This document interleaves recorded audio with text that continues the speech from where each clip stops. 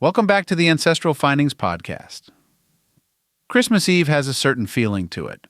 Even if the house is noisy, even if the schedule is packed, there is still a sense that we are standing on the edge of something. For many families, December 24th is when the last candle gets lit, the last dish gets made, and the last person finally walks through the door. So today I want to do something a little different. Instead of going to one country, I want to talk about one question that comes up every year. Was Jesus actually born on December 25th? If we do not know that for sure, why do we celebrate Christmas on December 25th anyway? This is one of those questions where people often hear a quick answer, then repeat it for years. The real story is more interesting and more honest.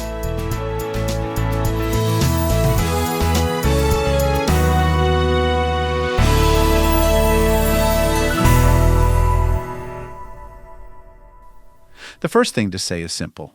The New Testament does not give a calendar date for Jesus' birth. It gives us the story, the place, the people, the meaning. It tells us what happened and why it matters. It does not tell us this happened on December 25th. That means Christians in later centuries had to make choices about when to remember and celebrate the birth of Christ. And once you realize that, it helps you understand why different traditions formed. Some people try to guess the season based on details like shepherds, being out in the fields. You will hear arguments for spring and arguments for fall. The truth is, those arguments can be interesting, but they are not strong enough to give us a firm day on the calendar. So if someone asks, was Jesus born on December 25th? The most honest answer is, we do not know the exact date. Even though we do not know the exact birth date, we can trace when Christians began celebrating it on December 25th. A key name here is Sextus Julius Africanus, a Christian writer who lived in the early 200s. In his writings, he placed Jesus' conception on March 25th. If you count forward 9 months, that lands on December 25th. That does not prove Jesus was born then. It shows how some early Christians reasoned about the date. Then, in the 300s, we start seeing December 25th show up as an actual celebration date in the Western Church. The Catholic Encyclopedia notes that by the 4th century, Western calendars assigned Christmas to December 25th, and that Rome was celebrating it on that date before the mid-300s. National Geographic also summarizes the same broad development that by the 4th century, December 25th had become the dominant date in the Latin West. So, the timeline looks like this. In the early centuries, there was no single agreed date for everyone. Then you see December 25th argued from a March 25th conception date. Then, in the 300s, you see December 25th being used widely in the West as the date for the celebration. When you look at historical writing today, two explanations come up again and again. They are not mutually exclusive. More than one thing can be true at the same time. This is the clearest explanation. Some early Christians connected key moments in Jesus' life to meaningful dates.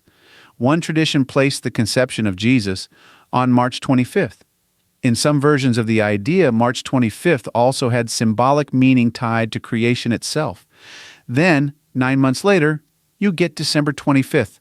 The important thing to understand is that this is not a modern historian claiming a medical fact. It is ancient Christians doing theological math and symbolism in a way that made sense in their world. It is a date chosen for meaning and consistency, not a date pulled from a birth certificate. The other explanation involves the world Christians lived in. In the Roman Empire, late December was already loaded with celebrations. Britannica notes that in 3rd century Rome, December 25th was associated with the rebirth of Sol Invictus, the unconquered sun, tied to the winter solstice season. National Geographic describes how December 25th became dominant in the West by the 4th century, and it points to a mix of factors, including religious reasoning and the surrounding Roman festival world. You will sometimes hear people say, Christmas is just a renamed pagan holiday. That is too simple, and it usually skips the real history. A better way to say it is this. Christians were choosing a date for a major celebration in a world where late December was already treated as a special season. Some Christians used theological calculations. Some leaders may have found it useful to place the celebration in a season when people were already thinking about light, hope, and the turning of the year. Those ideas can exist side by side. Now we get to the part that surprises a lot of people. Even when everyone says Christmas is on December 25th, not everyone means the same thing by that, because not everyone uses the same calendar. This is where the Julian and Gregorian calendars come in. In 1582, Pope Gregory XIII introduced the Gregorian calendar to correct drift in the older Julian calendar. Over time, the two calendars ended up separated by days. In our current era, the difference is 13 days. That is why some Eastern Orthodox churches celebrate Christmas on what most people call January 7th. They are keeping December 25th on the Julian calendar, which aligns with January 7th on the modern Gregorian calendar used in most countries for everyday life. The Associated Press lays this out clearly. Many Orthodox churches observe feast days according to the Julian calendar, while others use a revised calendar that aligns with the Gregorian calendar. So, in a strange way, there is agreement and disagreement at the same time. Many would say we celebrate on December 25th. They disagree on which calendar is being used to locate that day. So far, we have talked about dates on paper. Now let's talk about the night we are living in right now. In a lot of cultures, December 24th is the heart of Christmas. That can be for a simple reason. In many church traditions, major feast days begin at sundown the night before. That is one reason why Christmas Eve services exist and why midnight services became such a big part of the holiday in many places. It can also be practical. Families gather when work is done. Meals take time. People travel. Night is when everyone can finally be in the same room. And in many parts of the world, Christmas Eve has its own customs that are older than the modern idea of Christmas morning. Some places have a special meal on the evening of December 24th. Some have candlelight services. Some wait for a certain moment to begin. Some exchange gifts at night.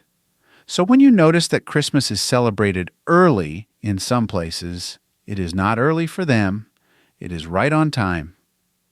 If someone asks me, was Jesus born on December 25th? I come back with an honest answer. We do not know the exact date, but we do know why December 25th became the celebration day in the West. We know that early Christians used theological calculations tied to March 25th, which 9 months later landed on December 25th. We know December 25th also sat inside a Roman winter season already packed with meaning and celebration, including solstice-related ideas like Sol Invictus. We know the Western Church was celebrating the Nativity on December 25th by the 4th century, and we know that calendar differences explain why some Christians celebrate what appears to be a different date today. Here's the way I like to hold it in my mind on December 24th. Christmas is not mainly about solving a calendar mystery. Christmas is about the birth of Jesus Christ, the arrival of the Savior, and the hope that comes with Him. The early church chose a day to celebrate that truth, and over time, it became widely observed. So on Christmas Eve, we can enjoy the build-up, the lights, the quiet moments, the family noise, and the last-minute details, without feeling like we have to win a debate about the exact day.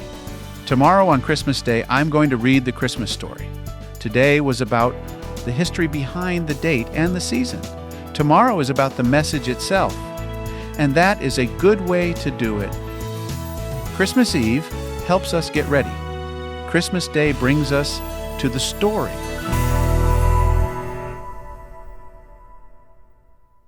If you've got a hard-to-find ancestor you're stuck on, I'd love to hear about it. Just head over to ancestralfindings.com and click on Contact to send me a message.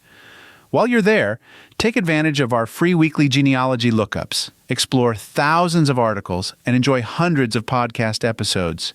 We've been helping family history researchers since 1995. And if you're looking for even more, check out our Genealogy Gold Q&A series over on Patreon. Thanks for listening. And as always, happy searching.